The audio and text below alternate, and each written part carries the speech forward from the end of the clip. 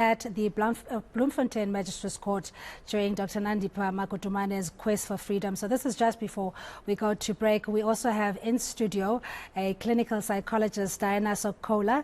Diana, thank you so much for joining us. I think we're very much intrigued about what's going on with Dr. Nandipha Magudumana and the Bester saga. When it first hit social media and the press subsequently after Ground Up had discovered what was going on, we are now here where she is contesting even the legality of her arrest, let alone why she deserves a bail, to be granted bail. Just your view on just assessing from a clinical point of view the character and demeanor of Dr. Nandipha Magudumana. Thank you for having me. Just to reiterate that I haven't seen her in person, but from a clinical perspective, what is obvious is that there's certain traits that is exhibited on a behavioral level that is contradictory to some of the statements being made and statements being heard in court itself. When you ask about the psyche of her, what do you refer to? Yes, in other words, her supposed characteristics, her psychological makeup, if you can read in terms of a profile of what this person either is in a personality type and what she's probably capable of, or you know, how you can assess it. What's quite obvious is there's a lot of traits that can be traced back to a personality disorder itself, but also a lot of narcissistic traits as well, which currently is commonly used throughout the media, but in her case as well, where there's the risk behavior, the charismatic persona, always the contradiction between famous and infamous, because history already relates to women falling for criminals as well, even dating back as Ted Manson and all of them, where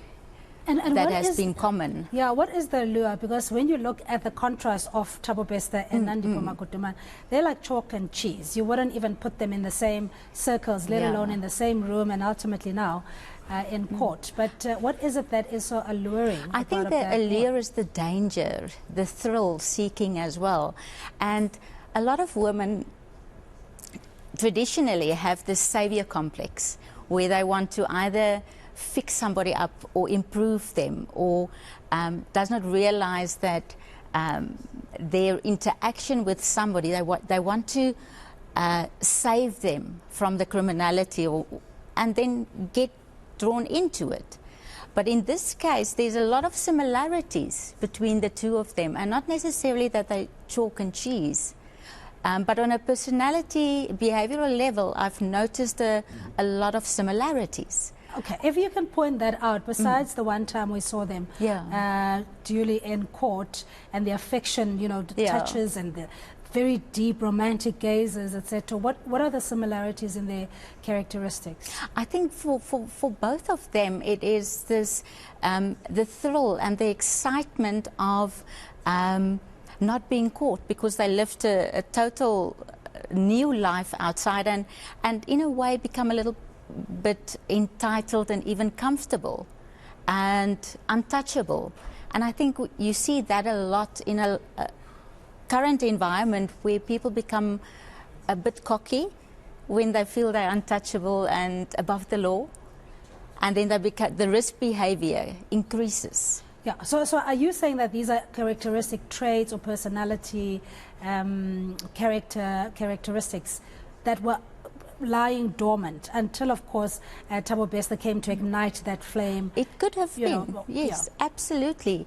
Whereas her being a mother, being successful, that there's always that something more, something next, the thrill of the unknown, and maybe just pushing the limits a little bit further than you would have if not in a very charismatic, charming environment and being drawn into that. Yeah. And we saw with the first court appearance, of course, she had the mask on until the judge had duly asked her to remove for facial recognition. Yeah. And then we went on to see a very stoic often as if she was in a trance, not present in the court proceedings. Just yesterday, we saw her in tears. I think it was the first time we had seen such a very strong expression of emotion from Dr. Nandi. But do you think this is how she is absorbing, or how everything is, the house of cards tumbling down? Are they tears of regret? Is it tears of being caught? Or what is it that's going on according to your clinical analysis? Yeah, in a big way, the first thought that came to mind was that she might not react very well to criticism or being negatively perceived. And that can also contribute to an emotional reaction where you get emotional when you actually being put on the spot and you don't know what to say and you're overwhelmed. So it can go both ways in terms of the emotional reaction, either the regret being caught, because sometimes the part of the thrill is not being caught, and then what next? But also quite evident that her legal guidance is also involved in a lot of the actions and reactions perceived in court. Yeah. Are they theatrics, if you're saying that it's almost orchestrated, or it's obviously something that they would brief their client about? Yeah, I think that it would have been a brief, but not necessarily orchestrated or rehearsed as such, but definitely discussed. And I don't think anybody can be that good an actor when put on the spot.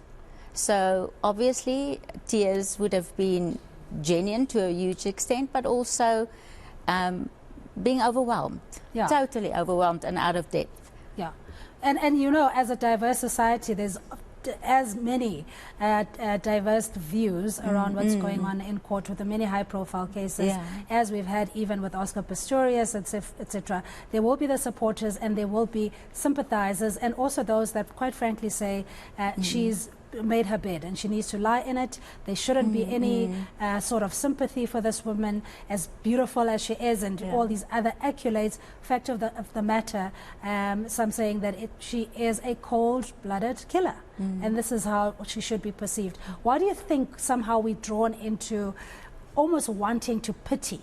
There's such a the history of all these crime stories and scientific investigations into murders and criminals contributes hugely to people being absorbed in cases like these.